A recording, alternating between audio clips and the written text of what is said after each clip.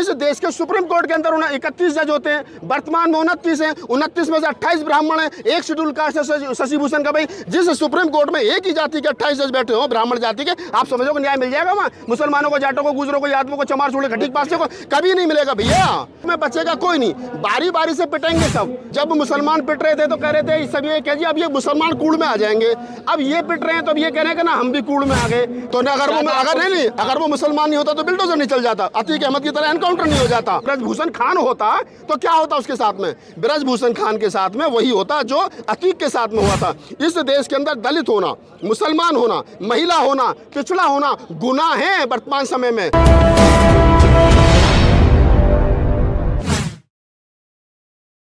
सरकार ये समझ रही है कि अभी लंबा खींचने के मूड में है, और सरकार को ये लग रहा है अभी जो सरकार की जो खामोशी है, और खामोशी ये दर्शा रही है कि सरकार सोच रही है कि सरकार का देखो पिछले 8 साल का रिकॉर्ड उठा करके देख लो। पहले थकाती है, फिर बदनाम करती है, फिर भगाती है, और जब उसकी सारी तीनों चारों चालें नाकाम हो जाती हैं फिर सोचती है कि बैठ करके बात कर ली जाए। चाहे वो SC/ST एट्रोसिटी एक्ट का मामला रहा हो, चाहे 13 पॉइंट रोस्टर का मामला रहा हो, चाहे किसान आंदोलन का मामला रहा हो, जितने पिछले 8 साल में प्रोटेस्ट सरकार के सामने मांगों को लेकर के हुए, तमाम मांगों में यही देखा गया है कि सरकार पहले थकाती है, रुलाती है, बदनाम करती है, और जब वो फेल हो जाती है तब जा करके बैठ करके बात करती है। तो मुझे लग रहा है कि अभी सरकार जो है वो थकाने की कोशिश कर रही है। फिर थोड़ी सी बदनाम करने की कोशिश की गई थी तो जाटों की लड़कियां और हरियाणा की लड़कियां हैं, फिर बदनाम करने की कोशिश की गई कि तो कांग्रेस ने चंदा दे करके, पैसे दे करके बिठा रखी है। और उसके बाद में हो सकता है जब कोई जो उसका षड्यंत्र काम ना आए तब जाकर के हो सकता है कि बैठ करके वो बात करने के मूड में हो। लेकिन अभी मुझे निकट भविष्य में ऐसा लग नहीं रहा कि सरकार जो है बैठकर बात करने के मूड में है। आपको क्या लग रहा है, हनुमान मंदिर तक ये सारे जो प्रोटेस्टर्स है वो वहाँ तक पहुँचे, ये लोग जो है CP में भी गए, वहाँ पर भी जो है समर्थन मांगा आम जनता से, आज फिर जो है ये लोग गुरुद्वारा तक जाने का प्लान है। तो क्या इन सब का भी कुछ सारा लग रहा है, कुछ फायदा हो रहा है? देखिए लोकतंत्र में क्या है ना कि जो दिखता है वो बिकता है। अगर आप यहाँ बैठ करके यहाँ पर हमने ऐसे आंदोलन देखे जो 4-7 साल चले। अगर हम भगाना कांड की बात करें, मिर्चपुर कांड की बात करें, तो मिर्चपुर कांड के जो दोषी थे वो यहाँ 4 साल तक आंदोलन करते रहे। 4 आदमी एक झोंपड़ी डाल करके यहाँ से 1 किलोमीटर चला। लेकिन अगर आपको आंदोलन का बड़ा रूप देना, उसको जन आंदोलन बनाना, तो जनता के बीच में जाना पड़ेगा, जनता से समर्थन मांगना पड़ेगा। अगर ये लोग, ये पहलवान और उनके साथ में भीम आर्मी के चीफ चंद्रशेखर रावण और जो भी लोग इस समाज को आंदोलन, इसको प्रोटेस्ट को समर्थन दे रहे हैं, वो लोग अगर वहाँ पर गए, कनॉट प्लेस में गए या हनुमान मंदिर गए या आज गुरुद्वारे जाने का उनका अपना डिसीजन है, तो मैं समझता हूँ सही है।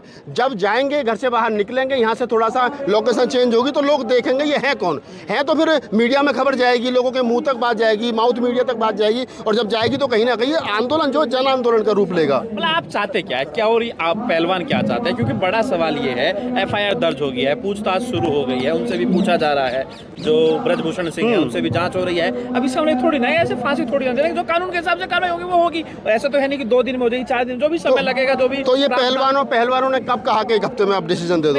नहीं, पहलवानों ने ये कहा कि आप 1 हफ्ते में डिसीजन दे दो। कब तक चलेगा? मैं कह रहा हूँ ना, ये सवाल का जवाब बेहतर तरीके से वो दे सकते हैं। लेकिन as a activist, as a पत्रकार, एज ए साहित्यकार, मैं पूरी जिम्मेदारी के साथ मैं कह सकता हूँ कि जितने लोग यहाँ बैठे हैं, जब उनका मन करे तब तक वो आंदोलन कर सकते हैं। उनका फंडामेंटल राइट है, संवैधानिक अधिकार है। बाबा साहब डॉक्टर अम्बेडकर ने सबको ये अधिकार दिया है। और जिस दिन उनको लगेगा नहीं अभी सरकार के ऊपर और दबाव बनाना है, अभी जो सरकार कार्रवाई कर रही है वो खुश नहीं है, दबाव से हो, बिल्कुल दबाव से होगा। जब बिना दबाव नहीं,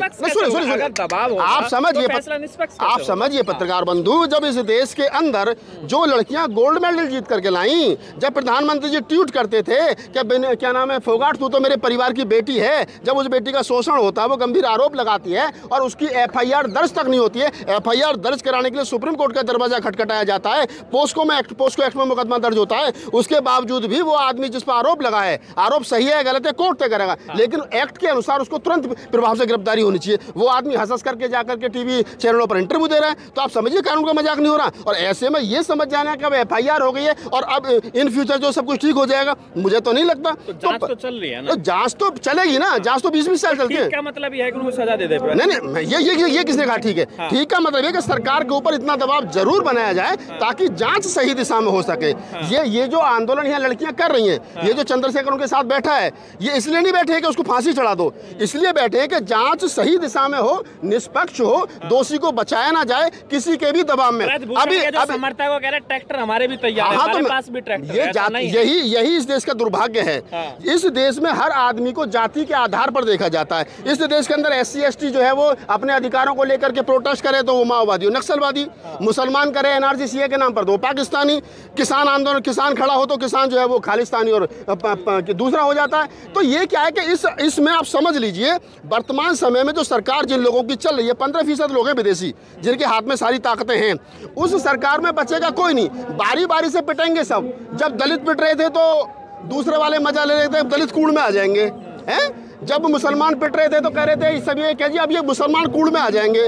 अब ये पिट रहे हैं तो अब ये कह रहे हैं कि ना हम भी कूड़ में आ गए। तो ये योगी मोदी की सरकार है, एक जाति की सरकार है, एक मानसिकता के लोगों की सरकार है। ये जितने विदेशी आ रही है ना, उनके हाथ में देश की सत्ता आ गई है और ये अपने आप को जैसे समझ रहे हैं, बापोती समझ रहे हैं। और जिस दिन मैं कह रहा हूँ, जिस दिन इस देश का SC ST OBC माइनॉरिटी जो इस देश का मूल निवासी है 85%, वो एक मंच पर जाति तोड़ करके आ गया, वो समझ गया कि हम तो एक ही, हमारा एक ब्लड है, हम तमाम एक वंश के लोग हैं, हम मौर्य वंश के लोग हैं, नाग वंश के लोग हैं, हमारे बाप दादे पुरखे हम इसी मिट्टी के लोग हैं और ये विदेशी 15% लोग, उस दिन को मार मार इनका सर गंजा कर देंगे और यहाँ से वहीं भगा देंगे जहाँ से कभी आए थे। तो इतनी सी बात राजपूत है इसलिए आप लोग तो अगर वो मुसलमान नहीं होता तो बिल्डोजर नहीं चल जाता, अतीक अहमद की तरह एनकाउंटर नहीं हो जाता। आप क्या समझ रहे हो? अगर ब्रजभूषण ना होकर के ब्रजभूषण खान होता तो क्या होता उसके साथ में? ब्रजभूषण खान के साथ में वही होता जो अतीक के साथ में हुआ था। इस देश के अंदर दलित होना, मुसलमान होना, महिला होना, पिछड़ा होना गुनाह है वर्तमान समय में। अगर ये लड़कियां जो बैठी हैं, हमारी बहन बेटी जो बैठी हैं, जिनको जाटकी बताया जा रहा है, अरे ये तो चलो जाटकी मजबूत परिवार से आती है, पहलवान में गोल्ड मेडल जीता है, इनको FIR कराने में इनको पसीना छूट गए। उनसे पूछो मनीषा वाल्मीकि जिसका बलात्कार हुआ था, जिसको रात के अंधेरे में एक ठाकुर मुख्यमंत्री, ठाकुर जाति के लोग अपराध करने वाले और ठाकुर मुख्यमंत्री CCTV कैमरे लगा करके देख रहा है कि पेट्रोल छिड़क करके जलाई नहीं जलाई। उस समय इस देश के लोग तमाम हाथ पे हाथ रखे बैठे थे। काश उसी समय जाग जाते तो ये लड़कियां आज यहाँ नहीं बैठी होती। उसके बाद कोर्ट का जो फैसला आया वो तो उसमें तो वो सारी चीजें नहीं। अच्छा, मतलब कोर्ट का फैसला देख रहे हो खान साहब आप? आपको ये दिखाई नहीं दे रहा कि जो आदमी सुप्रीम कोर्ट में बैठ करके मस्जिद के पक्ष में, मंदिर के पक्ष में फैसला सुनाता है, उसको अगले दिन क्या नाम है, राज्यसभा भेज दिया जाता है। भाई साहब, खीर सबको अच्छी लगती है। अब तक तो आप कह रहे थे कोर्ट से होगा, अब आपको कोर्ट का फैसला जब कोर्ट में, देखिए सुनिए, ये मैं नहीं कह रहा हूँ, मैं पढ़ा लिखा आदमी हूँ। कोर्ट के फैसले को मैं कोर्ट के फैसले पे बता रहा हूँ। 1840 के आसपास राष्ट्रपिता ज्योतिराव फूले से ने ये कहा, जब उन्होंने मुकदमा लड़ा और मुकदमा लड़ते वो जब सुप्रीम कोर्ट में गए, वहां जाकर के जीते, तब इस देश के अंग्रेजों ने कहा था, जो रूल कर रहे थे, कि इस देश के ब्राह्मण में न्यायिक चरित्र नहीं है, वो हर चीज को जाति के आधार पर देखता है। तो ये बात तो 150 साल पहले अंग्रेज कह गए थे कि इस देश के ब्राह्मण में न्यायिक चरित्र नहीं है। अब सुन लो ना पहले, अरे सुन लो ना पहले, मेरी बात तो कंप्लीट होने दो। इस देश के सुप्रीम कोर्ट के अंदर 31 जज होते हैं, वर्तमान में 29 है। 29 में से 28 ब्राह्मण है, एक शेड्यूल कास्ट है शशिभूषण का। भाई, जिस सुप्रीम कोर्ट में एक ही जाति के 28 जज बैठे हो, ब्राह्मण जाति के, आप समझो कि न्याय मिल जाएगा वहाँ? मुसलमानों को, जाटों को, गुजरों को, यादवों को, चमार छोड़े खटीक पासे को कभी नहीं मिलेगा भैया। वहाँ न्याय मिलेगा उन्हीं लोगों को जिनको सरकार चाहेगी, न्याय मिलेगा उन्हीं लोगों को जो सरकार के इशारे पर, जिनको राज्य में एक आदमी चीफ जस्टिस रहा हो, एक आदमी चीफ जस्टिस रहा हो, उसने राम मंदिर, पहले तो उस पर लड़की का आरोप लगाया गया, क्या फैसला सुनाएगा? नहीं सुनाएगा। अन्यथा एक लड़की से कंप्लेंट करवा दी चीफ जस्टिस के खिलाफ, कह दी नहीं सुना दूंगा, सुना देगा तो फिर कंप्लेंट वापस हो गई, इनाम भी दे दिया, क्या नाम, राज्यसभा भी भेज दिया। ठीक है, अब एक बात सुन लीजिए, वही जस्टिस, चीफ जस्टिस, जब वो सड़कों पर आए, जब उन्होंने कहा कि लोकतंत्र खतरे में है, तब तो आप भी कह रहे थे ठीक कह रहे हैं। हाँ, तो वो जो कह रहे थे वो वाले नहीं है ना सिस्टम में। आप इस बात को समझिए, इस देश के अंदर अगर न्याय चाहिए तो आपको दबाव बना करके रखना पड़ेगा। इस देश पे जिन ताकतों का, जिन लोगों का मतलब ताकतों पर उनके ऊपर जो है एक तरीके से कब्जा कर लिया है, उस कब्जे को छुड़ाना पड़ेगा। इस देश के SC ST OBC माइनॉरिटी, आदि आबादी महिलाओं को समझना पड़ेगा। और जिस दिन वो तमाम लोग इकट्ठा होकर के अपनी सरकार बना लेंगे, अपनी सिस्टम पे कब्जा कर लेंगे, उस दिन ये न्याय मांगने वाले नहीं बनेंगे, न्याय देने वाले बनेंगे। और ये मैं नहीं कह रहा हूँ, ये काशीराम साहब कह के गए थे कि न्याय मांगने वाले मत बनो, देने वाले बनो। अम्बेडकर कह के गए, फूले कह के गए, कबीर, नानक, रैदास, साहू जी महाराज, तमाम वो हमारे पुरखे कह गए, बुद्ध से लेकर के अम्बेडकर तक, कि न्याय देने वाले बनो, देने वाला समाज बनो। कब तक बैठे रहोगे भीख मांगते रहे? हमारी FIR करवा दो जी, हमारा ये करवा दो जी, हम मर गए जी, हम लुट गए जी, हमारे घरों में आग लग गई जी। क्यों भैया? ये कौन लोग हैं जो तुम्हारा शोषण कर रहे हैं? पहचान लो ना। सर छोटू राम कहते थे, मेरे भोले किसान मेरी 2 बात ले मान, एक तो बोलना सीख, एक दुश्मन को पहचान। आज तक हमने बोलना तो सीख लिया, दुश्मन की पहचान नहीं हो रही। पतराना हो ही गिरेगा। किसान आंदोलन में 1000 किसान शहीद हो गए। किसान आंदोलन में 1000 किसान शहीद हुए, पतराना फिर भी कमल के फूल पे गिरा। क्यों गिरा भाई? क्यों वोट दिया? किस आधार पे दिया? नहीं देना चाहिए था ना, दिया फिर भी लोगों ने वोट। अभी भी मैं कह रहा हूँ ये आंदोलन चल रहा है यहाँ, ये क्या नाम, लड़कियों को न्याय मिल जाएगा, पतराना फिर भी गिरेगा, फिर भी वोट कमल को जाएगा। क्यों जाएगा भाई? सोच तो लो। यही लाठियां जो बारी बारी से सबके कमर पर पड़ रही हैं, किसी को 20 लगेंगी, किसी को 10 लगेंगी, किसी को 5 लगेंगी, किसी को 2 लगेंगी, पिटेंगे सब। इस मनुवाद की लाठी से बचेगा कोई नहीं।